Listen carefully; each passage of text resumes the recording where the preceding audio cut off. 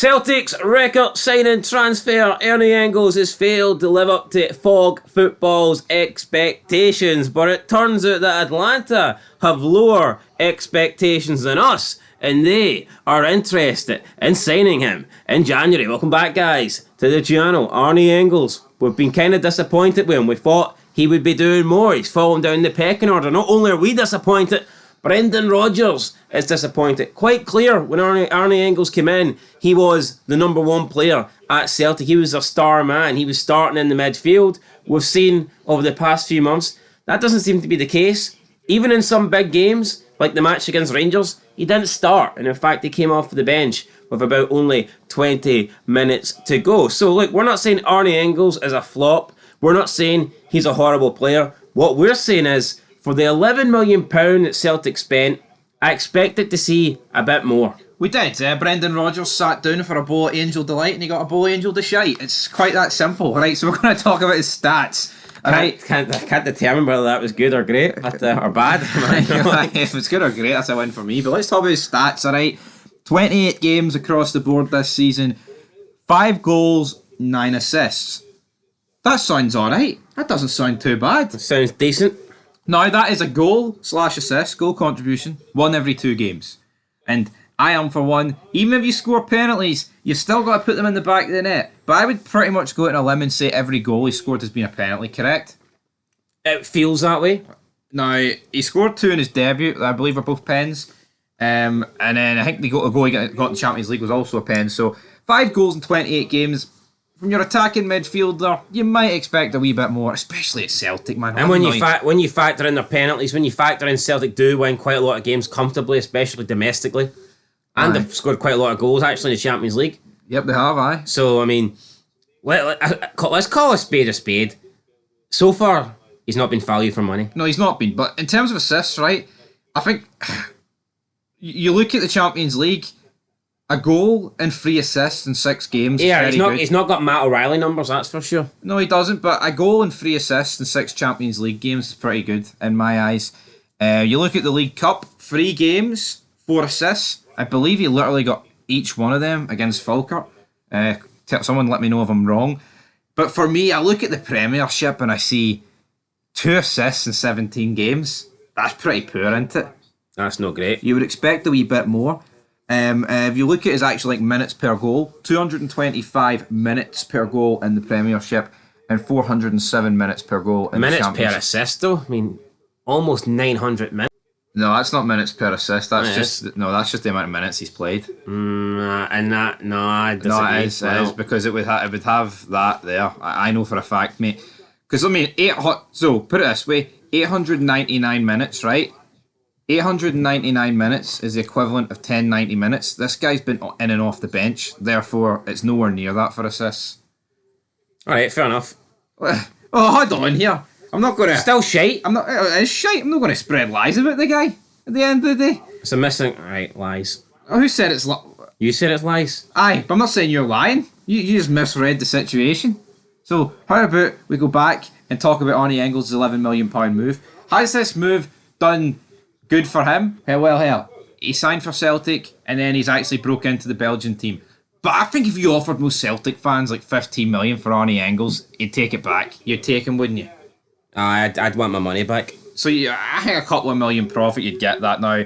According to the Daily Record, Atalanta are interested in Arne Engels. Now that's according to reports in Italy, but Celtic are unlikely to part with the midfielder who arrived in the summer for 11 million. How much profit do you think Celtic could get out this guy, or do you think it's almost like call quits on it right now?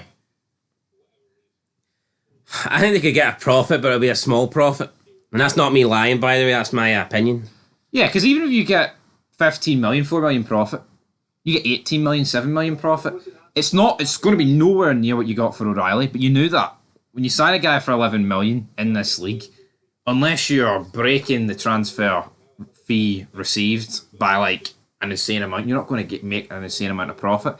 I think, honestly, I would go for it. I would accept any form of bid that's like near 20 for Arne Engels. No, but I think Celtic should be expecting to receive a higher bid, considering they paid that amount of money for him. If you pay more money for a player, his value is going to start higher than other players that you paid less for. It's just the way it is. No, it is the way it is, but what do you make of him compared to Adam Idah? Who's been the bigger flop? Well, I mean, I don't know if Adam Idah is a flop. I never rated the guy. Now, you never rated the guy. Now, let's compare him to... let's look at Adam Idah's stats. So, Adam Idah's played 28 games this season. 8 goals, 1 assist.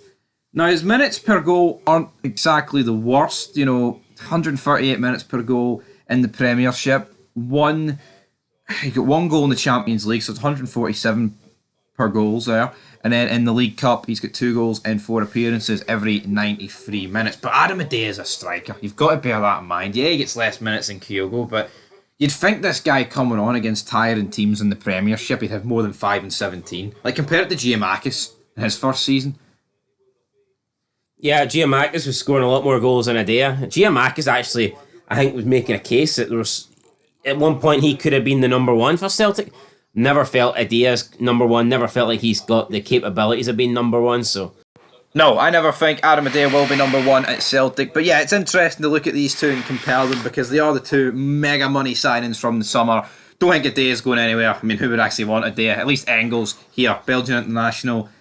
Still good numbers here. I think a goal contribution every 2 games is pretty decent. It's not horrendous, but when you look at it on paper, it looks alright. But when you actually look at it in reality, he's like 5th or 4th choice at Celtic. Yeah, but you also want to throw out the whole, well, I'm not going to use penalties as an excuse. Well, Celtic fans didn't hold back when it came to Tavernier. Oh, he's only got good numbers because of his pens. Yeah, no, but I'm fair. Yeah, I know, I'm not going to judge Tavernier by a different pedestal. But people do judge. They lie. No, it's not. If you're taking set pieces, if you're taking free kicks, if you're taking corners, if you're taking penalties, I would expect you to score more goals and get more assists. I think that's just...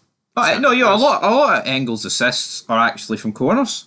The further back you played in the field, you'd expect to get less assists and goals, correct? Aye.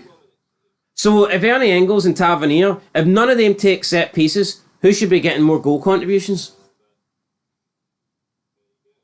It should absolutely be. It should be Arne Engels every day of the week because he's a further advanced midfielder.